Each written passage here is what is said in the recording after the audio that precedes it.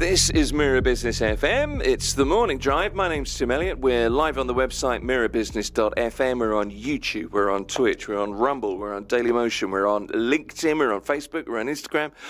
Take a breath. We're on X for news. info@mira.fm if you'd like to get in touch with the show. And whatsapp.mira.fm. Type that into your browser. If WhatsApp is loaded, the box will come up. You can get in touch with us directly. Subscribe. Let us know how you feel. Now, chocolate. Now, after the viral Dubai chocolate, we now have, or will shortly be seeing a lot more of Abu Dhabi chocolate. It's a new thing. It's made by the same chef who created the original Dubai chocolate, and he is here. Nouel Catis is the founder of Sna'ap. He is the creative brain behind the new chocolate, and I'm very pleased to say we're going to try some too. Nouel, lovely to meet you. Thanks for coming in. Good morning. Thanks for having me today. Very good to have you here. So, first question, I have to jump straight in because we have the chocolate here, but how do you create? What does it take to get a viral brand going?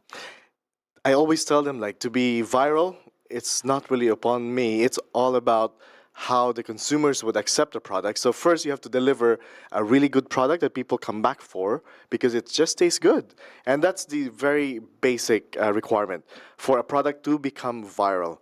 So I've been asked many times, Chef, do me something viral. I tell them, really, it's a big ask and I don't want to be responsible, but let's make the community make it viral by giving a really good recipe in the first place. Well, this is the thing. I mean, the impact that Dubai chocolate had it was huge. I don't know how to put it into words, so I'm not even going to try. Unique taste, that kind of, the crunchy kind of kanafa texture, the pistachio tahina cream mix. In reality, you kind of think, when I describe that, I'm thinking, that shouldn't work. But it does, and it works so well. So at heart, it's that little bit different, and I guess you can see from that why it exploded in the way it did. Yeah, it's a combination of, I think people were waiting for something new in the chocolate sector. Everyone's probably bored of the same stuff. When they break it open, it's just a hard filling or nothing exciting color-wise. And now we're in the age of ASMR, and actually when the bar was created, it was actually about Instagrammability. So it needs to capture the imagination and also the aspect of it being something that you can capture easily with your camera because it just flows out and it has some elements that you don't know what it is. But when you take a bite, it creates the kind of crunchy sound. So that was actually the deal. So it was very intentional that we need to make sure we create something that actually has the Gen Z in mind, that they need to be able to capture the feeling and the emotion behind it. Oh, it's very smart. But, the thing now is you have to do that again. Yes. So good luck with that. But it's so interesting to me because I've just had my niece in Dubai, and one of the things is it's no longer about, I need to go to the Gold Souk, I want to do the desert safari, I want to go to the Burj Khalifa, whatever. It's now, can I try some Dubai chocolate? Exactly, yes. That's what's happened. It's a go-to thing right now. Like when they think about Dubai, the first thing that comes to mind is the chocolates. I think we've changed a lot of things here in Dubai, the landscape, because we're never known as a chocolate country, but now it has become like a source of inspiration. City of gold, city of chocolate, country of chocolate. Maybe it's a thing that other countries should take to heart. Right. Maybe every nation should have its own chocolate flavor. I don't know.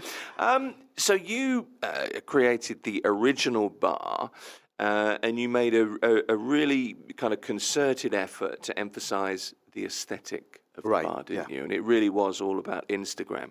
So that kind of, the kind of green drip kind of thing there. Where did that come from in your head? How was the creative, what was the creative thinking? So the thing that people need to actually understand as well is that the design of that bar, which is 2 centimeters thick, actually wasn't existent before. So actually I had to ask the manufacturer to make it thicker to be able to accommodate certain layers of flavor so that when you break it, you have enough filling that oozes out. So that itself was a decision that had to be made, which created this virality of the chocolate. But how it came together, it was simply an inspiration to do something for Dubai that's really very Dubai, that create a hype, but also a flavor that resonates well in the city. or in the region. And when I was in Jordan prior to landing back here in the UAE, I was actually introduced to kunafa, and I take kunafa as a Arabic version of cheesecake. And I love cheesecake, so it became part of my core. Like wherever I go, I always bring with me some kataifi, those crunchy elements that are inside the bar. So this was actually the least expected flavor to fly off the shelf, because I've done other bars which are more complicated, like has cheesecake or other flavor profiles that are more complicated. But what I realized was that the simpler it is, the easier for people to accept and also to enjoy, because it's not hard for them to understand what's in there. But I think what caught them was the color green, and also those shreds of they thought was actually pasta, but it wasn't pasta. It was actually it's a phyllo dough. It's a pastry, isn't it? Yes, Yeah, it absolutely. is. No, I mean it's remarkable, because the thing with it is, I mean, look, I'm an old guy, and I see social media and I think, ugh, pah. But I tried it, and it's just tasty. And very often, I guess, the simplest ideas, the unexpectedly easy stuff, is the successful stuff. Exactly. Yeah, it changed the way I approach desserts from that point, because I realized that the more simple and easily understandable the product is, the easier it is to actually become acceptable by the market, because they don't have to collect other past experiences about the flavor. If it connects with their childhood memory, then it's easier to nail the flavor, or also to be able to be accepted by the market. A kanafa is just well, you see it everywhere. I mean, Everywhere, it's exactly. Just, yeah, and it's delicious, and it kind of follows. How do you feel about all of the copycats? I mean, imitation is the sincerest kind of form of flattery. Yes. Obviously, there are so many. It's super popular. It's kind of inextricably linked with the Emirates. But how did you feel? How do you feel walking into the supermarket thinking, well, that's not the original, that's not the original, because it's everywhere? No, in the beginning it was a bit. I had a bit of a conflicting feeling about it, because it was done since 2022. It's been a long time, and when you've always been behind many brands as a innovator, you develop a kind of imposter syndrome, where when you see it, where you're like, okay, it made it and I'm fine with it. But this one was different, because it's all over the place, and they made even versions of detergent that has a pistachio kunafa scent, perfume, soap, even what else? I would say even they put it on steak, and like pistachio kunafa on steak, like horrible. But people celebrated it in many ways, because they just want to be part of the whole movement. So I feel proud, of course, but at the same time, it makes me realize that all the consistency in your hard work, all the consistency in your passion brings it to some point where everyone celebrates it with you. So it was more of a validation that I've done something right in my life. Do you know, it's a nice way to look at it, I think. It is. It's kind of nice to hear that. So now you're on a new venture. You are the founder of Sna'ap. Correct. That's your own company, and you're working on a new chocolate. So I haven't mentioned anything about this chocolate yet, other than it's there. So talk me through the stages and how you get to finish up with the flavor that we can expect. All right. So when I thought about doing something that's more authentic, something that's really more of paying homage to the country that I consider as my second home, I thought about a way of giving back. And since it was already, we were already talking about the virality of Dubai chocolate, and I said I think Abu Dhabi deserves its own pedestal in the chocolate world. And I've lived in Abu Dhabi for about 8 years. I was actually working as an in-flight chef for Etihad, so I was really deeply infused into the culture. And this took about a year to come up with the flavors, and I thought about the flavors that resonate well with the Emirati. So this is more of celebrating the Emiratis in a chocolate bar this time. So nothing to do with doing marketing stunts that make it viral, but actually I just want this to be deeply rooted and very honest. So it has flavors of, it depends on which generation the Emirati person is actually enjoying the chocolate. If they are enjoying a lot of Arabic coffee, when they take a bite, it would remind them of their afternoons with the family having Arabic coffee with dates. If they are the younger generation, they would remember the halawa, which is more of a sweet treat that has saffron in there, and also a little bit of honey. And if you are the new generation, or probably you're not from the Emirati community, when you take a bite, it would remind you of salted caramel, kind of like a Snickers, but an Arabic Snickers. So it has different layers, and actually people were saying, Chef, this is difficult to copy. I said, yeah, copycats would not be easily copying this, because I made sure it has layers of experiences and flavors. It took me a year, so that they know that it's really crafted for the simple purpose of celebrating the Emirati culture. So you're not sharing this recipe with anybody? No, even if I shared, they wouldn't know the composition, how many grams of each. Is it like that though? Do you do that? Do you have to kind of, have you like got a copy of the recipe and it's in a safe somewhere, or how's it it's not stored, really in a or safe. a digital locker or something? Digital locker, I think that's the term. Yeah. I made sure that it's really well protected. I am using a software, so it stays there. I share it, but of course now we do NDAs and stuff like that. But again, if people want to steal the recipe, they can. But the thing is, I am very specific with the brands I use, also where to source the saffron, for example. So even if they get a hold of the recipe, it may not have the same kind of flavor. It may be closer, but not really, because the soul is not there. It's just me, and it's my hand. So that creates a big difference between a copycat and myself. Oh, and that's very important, I think, for something like this, because this comes from somewhere. It has a very particular taste, hopefully. And we'll try some in a minute. Hopefully, we can be honestly complimentary. Yes. I'm imagining we probably will be. Yeah. But it also, I hate to use the word soul, because I think that's kind of indefinable, but there is kind of a soul. If you know Yes. the person that's designed this. This is not design. This is creative. Creative, yeah. Hours of work and adjustments and Yes. this is work. It's passion, it's love. So Yeah, it's different. You know, when you're cooking, when your mom or dad cooks food for you or breakfast, when it's out of love, it tastes wonderful. But if there was like a moment where everyone's unhappy, you have a burnt, fried egg or maybe a burnt toast. So that's how I would equate it with desserts. The same thing. If you are happy about what you're creating, you will feel it, because it affects everything you put in there. Okay, so let's talk a little bit about the business of it before we try some. I keep looking, thinking it's very difficult to not take a dip. What can you tell me about the business, the investment in the business, and how you're going to scale production? Because, I'm guessing this should be a good thing. Abu Dhabi Chocolate has a certain ring to it. Really? Right. So I used to own a production outfit before, and I've learned along the way that it's usually not the best way to do it. If you're scaling a business, it's best to work with somebody who already knows the business of scaling chocolate production, because it just cuts down all the nitty-gritty of learning how to scale it up. So I'm partnering with strategic people who can bring it to life in just, let's say, a month, so that we can produce enough number of bars. So my Sna'ap is actually with in partnership with a manufacturing company who respects my creativity, and it's a Belgian chef out there in Abu Dhabi who's doing it for me, and for the simple reason that because he understands chocolate than anyone else.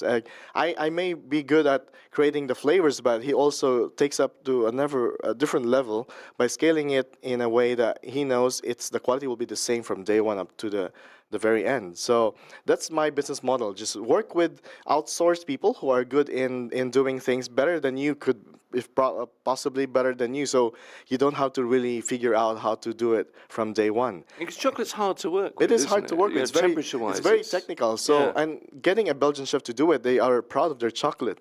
So they will make sure that their product is taking a bit of themselves in that product as well. So that's my business model right now, to scale up, work with somebody who's really an expert, because it takes your business up in a very short time. So this is completely different to Dubai chocolate in terms of the flavor and the look. Correct. Color. Your color palette is that salmon or it's orange? It's like a burnt orange. Yes. Like a burnt orange salmon kind of color. Yes. Okay, so we'll get that out. I just want to ask you, while I'm looking at this very nicely packaged box, long term, where would you like to see? What are the long-term plans? Long-term plans is really to make this, because right now this is a limited drop exclusively only in Abu Dhabi with Rain Cafe, who we partnered. And Rain, by the way, I was as well their consultant for almost 6 years. So they are homegrown, and since I have helped a lot of homegrown brands, it was right to partner with a brand that I've worked with for many years. So that's why we did this together. So you can only access it there for a month, and after that, we will be making smaller bars that are more accessible by many people, and it will be UAE wide and possibly even outside of the UAE. Those who are really curious about the chocolate flavor. Okay, so Abu Dhabi chocolate is going to become a thing in supermarkets near us Yes, soon. All right, soon. let's just open the boxes. So here's the. Oh, look at that! Let me just. Where's the camera? You know There's the why there's gold in there? well, I did expect some gold. I got to be honest, but so that's literally gold leaf. 24 karat gold. 24 karat Yes. gold leaf. Okay. I mean, of course, it's 24 karat Yes. gold leaf. It's a nice big thick bar. Let me just get this out of here. Oh, this is quite exciting. This is a bit like Eid or Christmas or something. As we always say, if Dubai has pistachio, Abu Dhabi has gold. It works. And the chocolate, at first glance, the chocolate is lighter. It reminds me of a bar, the colour of a bar. When I was a kid, there was a bar called Caramac, which is kind of a caramel. That's caramel, but chocolate. salted caramel chocolate. So this is salted caramel. What's it called on the label? It's salted called caramel amber. halwa in Yeah. 31% caramel chocolate. Yeah. Okay, all right then. Faraj, are you ready for this? Faraj is. I always tell people that Faraj is behind a load of screens there working buttons. He's going to take a break from his online trading, which is what I think he actually does in the studio here. Let me just open this. All right then. And a fun fact, by the way, we are on Dubai Air Show with this chocolate bar, so they're using it as a gift to all of the visitors of the air show. It would be a very nice gift, I have It to is. say. There you go. It's a nice big piece of chocolate. Ah, okay. So texture-wise, let me just see in the It's middle different, here. yeah. It is very different to Dubai chocolate. Oh, there is a little bit of that looks like pistachio. in Yes, there is. There's a little. So there's a little Yes, nod to there is, yeah. regional love of pistachio. Exactly. I suppose. Okay, here we go. Here we go. Mm. Oh, that's not bad. It's not like a traditional salted caramel. No. It has like not a bitterness. I guess that's the saffron, like El cardamom, maybe. cardamom. That's what it is. Absolutely, it's got but it's not. It's not kind of in the back of your throat like a lot of cardamom can be. It's very. It tastes to me very Emirati. That's the It first is, thing. So exactly. Mm, And that's hard to capture, by the way. I had to give it to the older generation of Emiratis to get their nod of approval before I actually launched it, because it has to respect their culture. mm. And it does. But there is also some texture. There's crunch in there. Faraj, what do you think? I mean, you're just wolfing it down. You're loving this, aren't you? Yeah. So just I'll just have a bit more while you It's, take over. I mean, it's what is it called? It's reminding me of so many different kind of sweets and treats Yeah. of this country, you know. So, I don't know what those sweets are called, but it's kind of like Emirati toffee Exactly. yeah. mixed with like a light layer of almost like this light cocoa. Right. Right. Yeah. Right. Okay. So I'm getting somewhere, Tim. Yeah. I'm getting somewhere. Some people even say it reminds them of karak chai a little bit, slightly. So, the yeah. cardamom. The As cardamom. soon as yeah. you say that, Yeah. you can sort of picture it. But there's a lot going on. Yes. It's quite a complex It flavour. is. It is. So I now believe that it took you a year to do. It's very tasty, really very tasty. But it tastes lighter Yes, to me. it is in lighter, a weird yeah. kind of a way. Just Yeah. that- It's something is that the you. Yes, that's the idea. 31% chocolate. I don't know. 31% for the salted caramel. Creamy as well. There's loads going on here. This is good. Our new resident food critic, Faraj, over there. The seal of approval, thumbs up. Layer and layer upon, I love it because it's nothing like it's nothing like what people have, I think, tasted. Yes. It's something completely different. Like I said, it's you just created Arabic toffee, I think. Exactly. Yeah. Yeah. Something Apart that from people know that's respectful of the culture, but at the same time you can still enjoy because there's some elements that are familiar, but yet there's other layers of flavor there that is more of experiential, in my opinion. Good luck to the competitors trying to copy it as well, by the way.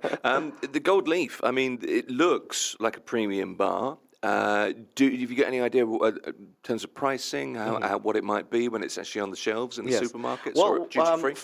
for this size, we are selling this for 100 dirhams. Okay. But when we launched the 90-gram bar, which is the usual Sna'ap bar size. It will go with the same pricing, like 40 to 45. So it will be the same retail price as any of our Sna'ap bars, but without the gold leaf this time, because it's gonna raise the prices really up, because now the price of gold is going up. So we want to make sure that it's accessible and for them to enjoy. So this is more of us celebrating it first, because National Day is coming up as well, and after that it will be accessible by everyone, like easily, Okay, so affordable. this is you've launched, but is it soft launch? Is there going to be a big splash at Yes, some so point it's soft soon? launch, and I think we're doing something for the National Day. Yeah, more details on that soon. But what we've done here is actually us being on the Dubai Air Show with Royal Jet is a big thing, because they really loved it. So they carried it, because all the Emiratis went crazy about the chocolate. Nouel Catis is the founder of Sna'ap. He is the creative brain behind the new chocolate. And